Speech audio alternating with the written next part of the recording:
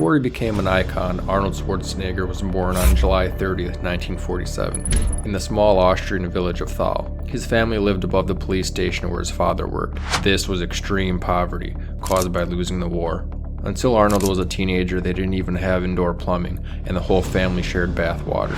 At the time, families all over Europe were just starting to get back on their feet after the effects of World War II. This background of poverty drove Arnold to be one of the greatest of all time, but he had a public persona that was quite the opposite of his identity. We all know and love Arnold, right?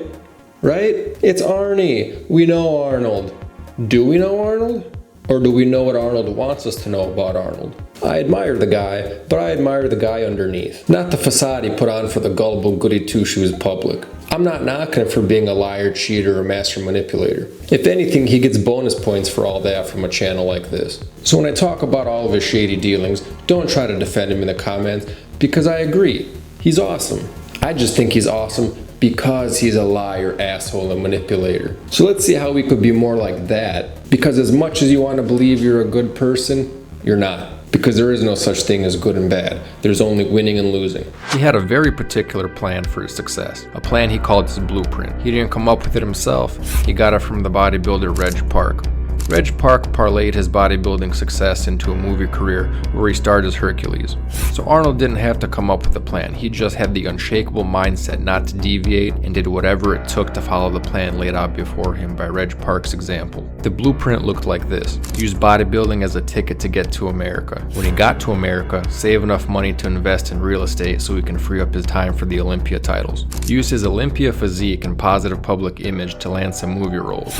This one is super important because without good PR, he would have been unknown. So we'll see how he became a shrewd manipulator of perception from the very moment he got to America. Parlay his movie fame into politics.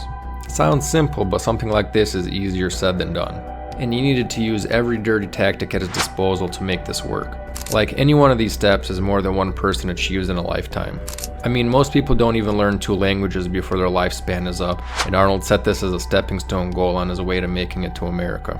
How does one even do all of this? With a disciplined, aggressive, and clever mindset. It wasn't his body that got him to win, it was his mind.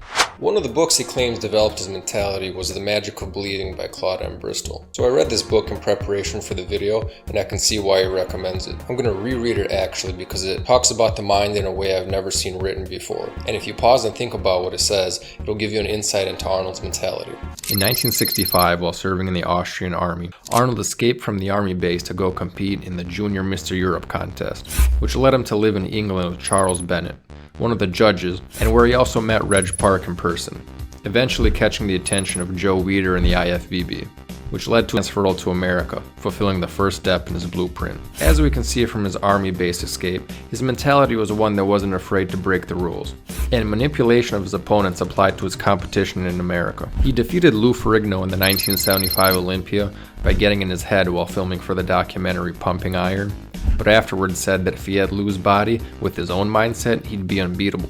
And what most people don't know about Pumping Iron is that the whole film had a skewed perspective to begin with. It made it look like Lou and Arnold were battling it out for first place, but Lou wasn't even a good contender and ended up with a 3rd place trophy. Arnold's real competition was a black guy named Serge Nubret, and the reason I point out he was black was that for his role in the film they offered him far less money than they should have, so naturally the guy turned it down. And I can't blame him. Nobody wants to get underpaid for their work. So they had to make it look like Lou was the main competition for Arnold, and they totally cut out Serge Nubret from the film and effectively wiped him from history. Unless you're really into bodybuilding, you're never going to know about Serge Nubret. But everyone knows about Arnold, and even Lou Ferrigno got roles in Hollywood as the Hulk. This is just the first example of how powerful public perception and popularity was in their careers. This is when Arnold realized reframing events to suit him was one of his main weapons. Along these same lines, this is a good time to point out that Arnold was clever enough to suggest they start using a black background to pose against, so that he would stand out more on stage and that his black opponents would be harder to see. Arnold was very charismatic and had good relationships with the judges and Joe Weider, so this request was taken. Later on, when he came out of retirement and back to bodybuilding for his last Olympia in 1980, his physique was horrible, but he still won because of his fame and the fact that everybody loved him. What people don't know was at this point, Arnold was already in tight with the higher-ups at the Olympia, and he was actually an official promoter and partner with Jim Lorimer in promoting the Olympia.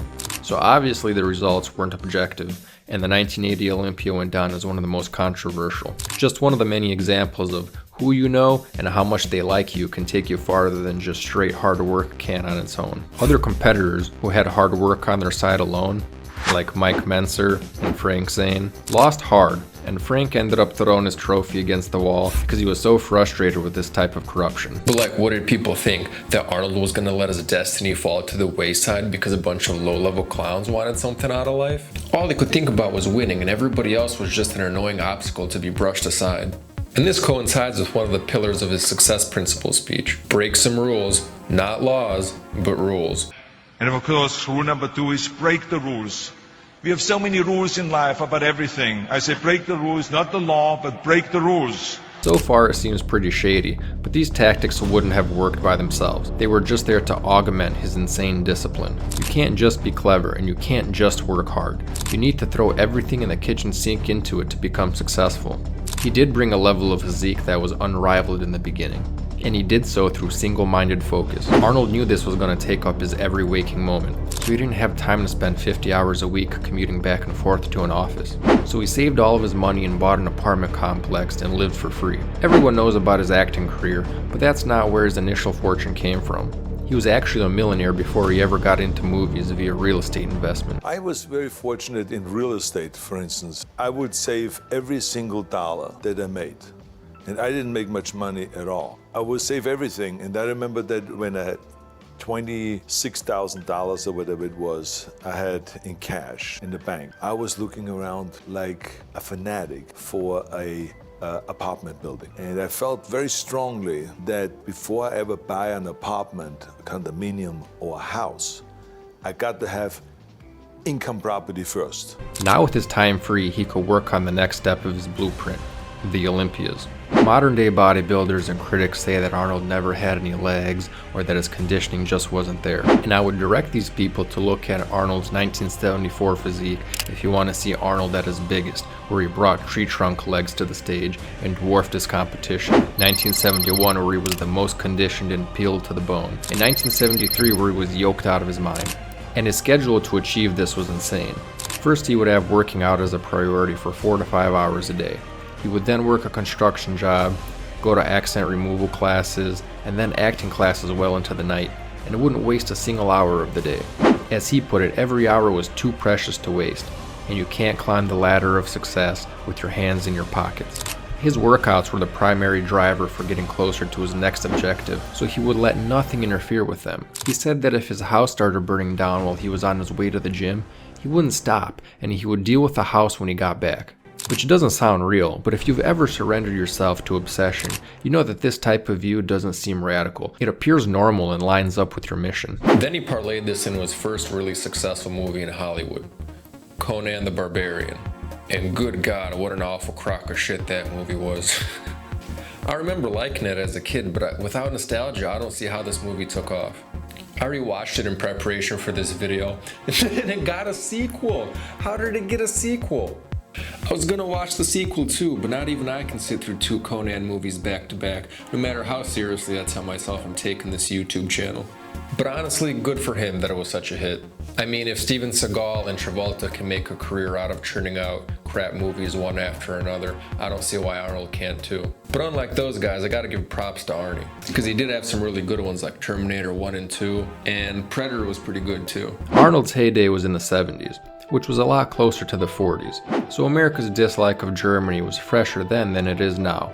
Although Vietnam conveniently gave America a new enemy to distract the populace from their corrupt politicians. Oh, and sidebar, if you ever want to enslave someone, just preoccupy them with an enemy, and they'll be paying off the interest of war loans for the rest of their existence, which is why America always seems to have an enemy. Now, I don't know how many of my viewers have dads, but if you do, don't you pick up a few things from your dad almost by osmosis? Like, if your dad's a Bears fan, there's a good chance you might like the Bears too. Or if your dad's a Ford or Chevy guy, you might end up being a Ford or Chevy guy yourself. Or if your dad's a Nazi that got wounded storming St. Petersburg, you might be a Nazi too, I don't know. Yeah, that's right. Arnold's dad was a Nazi and SA member. Keep in mind, when Arnold was on his way to the top, he would let nothing stop him, and the last thing Arnold would want soiling his name was being linked to Nazi Germany.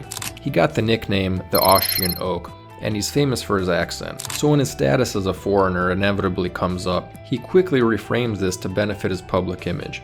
Now, the way Arnold frames it, he was a poor Austrian boy who had a dream, loved America, worked hard and made it through honest hard work, achieving the American dream. Back up. Why was he poor in the first place? Because Germany/Austria lost World War II. Now, most Americans don't realize Germans and Austrians are the same people by blood, language, and religion. So Arnold ran with that and always highlighted that he was Austrian, knowing that that would distance himself from Nazi accusations. And I'm not making this up just to make a spicy video. Arnold's dad was a legit Nazi, and Germans and Austrians do consider themselves the same people. Don't believe me? I have proof right here. On page 12, Arnold's hero says, "The destiny of this state is so much bound up with the life and development of all Germans that a separation of history into German and Austrian does not seem conceivable. Indeed, when at length Germany began to divide into two spheres of power, this division itself became German history." So what's my point with this whole Germany rant? It's to point out that Arnold is very aware of public perception and hides anything that might hurt his public image and will do anything to increase it, because that's what his whole career is based on. You can't be a big-time movie star or get people to vote you into being governor if everybody hates you.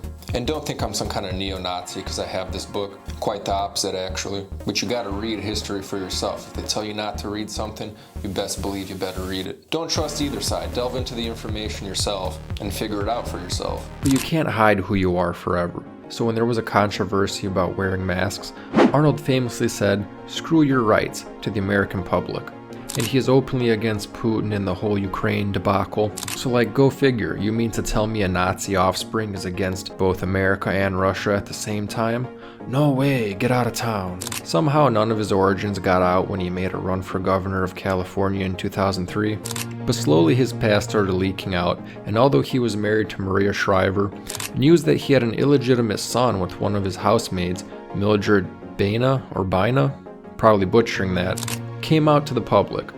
The infidelity led to Arnold and Maria's divorce. So is Arnold a good or bad guy? Who cares? He's a good example of what can work, and knowing that now, we can the aspects that we feel comfortable applying in our own lives. And you should know the outro by now. This channel makes high-quality documentaries on the famous, infamous, and the interesting. If you want a video on a certain topic, leave it in the comments below and I might just put it on the to-do list. Hit a sub on it and never miss a new video. So I'm coming day and night.